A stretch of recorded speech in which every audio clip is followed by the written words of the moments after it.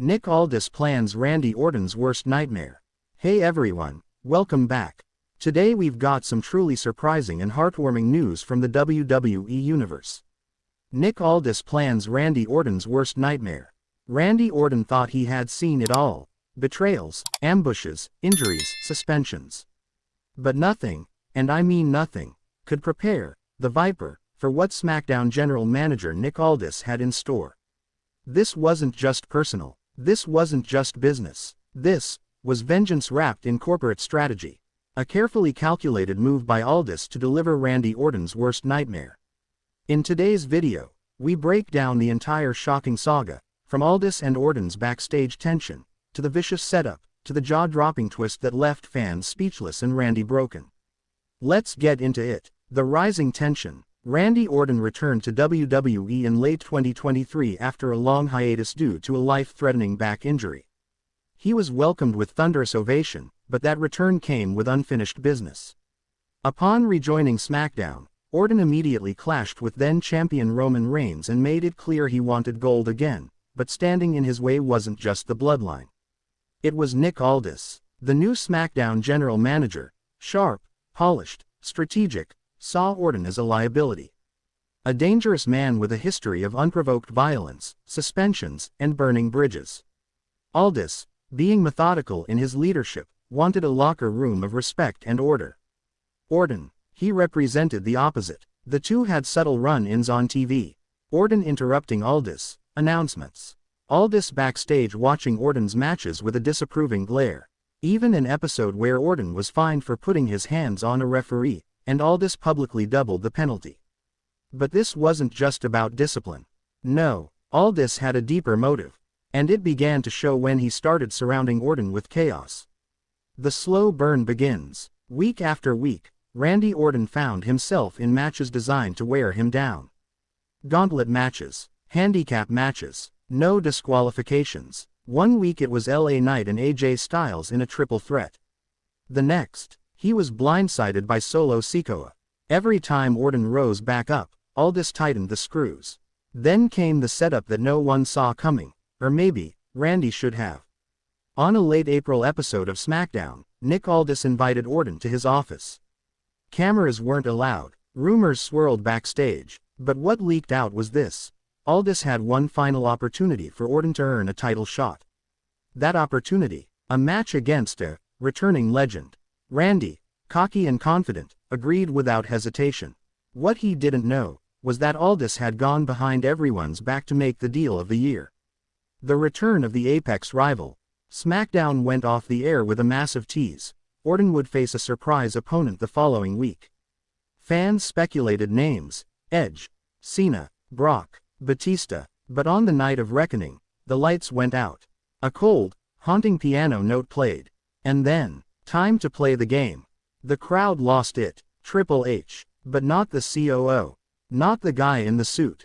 No, this was the game. Leather jacket, water spitting, sledgehammer wielding, and he was stepping into the ring, not as an executive, but as Orton's executioner.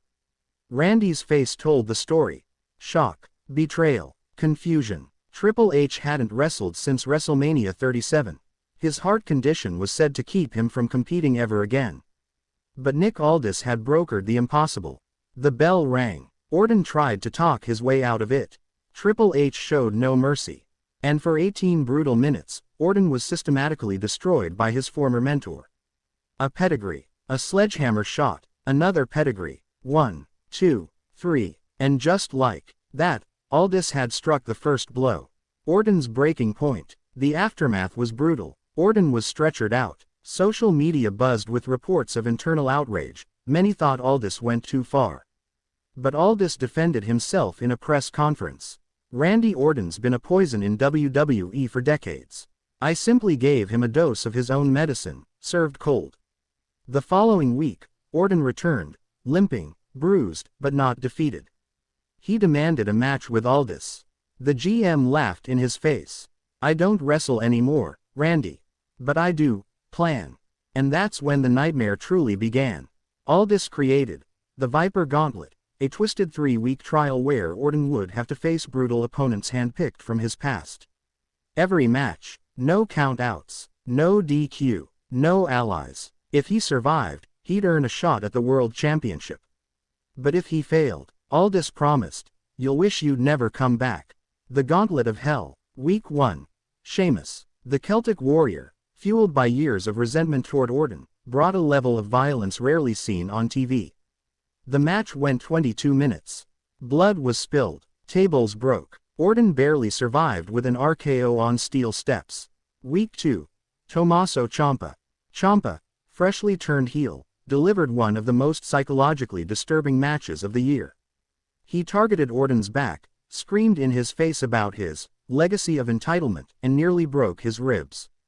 Orton pulled out another win, but just barely. Week 3. Karrion Kross. The final boss. Aldis sat at ringside, Scarlett at Kross's side. The lights dimmed. The clock ticked. For 25 hellish minutes, Kross dismantled Orton. Powerbomb after powerbomb. But Orton refused to die. Just as Kross signaled for the Doomsday Saito, Orton countered into the most savage RKO of his career.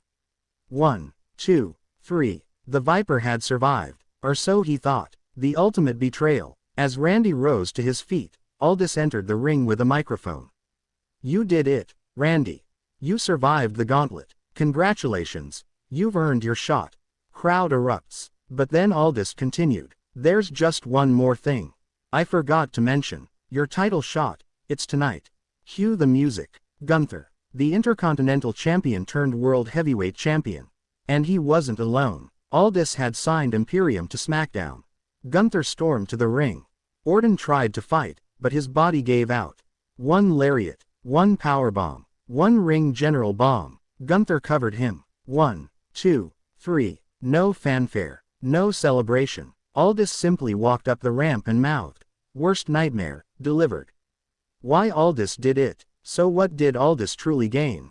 Power, respect, Randy Orton attacks and defeats John Cena by breaking WWE. Aldis sent a message to the entire roster. Everyone, no one is untouchable. Today we've got some truly surprising and heartwarming news from the WWE. Randy Orton spent 20 years doing whatever he wanted. Backlash lighting people on fire, kicking legends in the head, the carnage, burning the betrayal, and no one ever made him with such venom. Until now, Randy Orton didn't just return. This is leadership. He unleashed a version of himself that the WWE Universe hadn't seen in years. 2 weeks of silence, and the target of his wasn't seen. None other than John Cena. In a shocking twist, this is the full story of how Randy Orton SmackDown segment decimated and ultimately defeated John Cena at WWE. Then Giovanni Vinci, a night that will never be forgotten. "I'm not done." The build-up, not even close. It all began with a challenge. Orton launched a psychological war. Speculation. He ambushed John Imperium every week. He would be appearing at WWE games with Gunther in France. And then, he hijacked SmackDown's ending. With cameras cut to Nick Aldis' office, trashed. On his desk, a snake, and a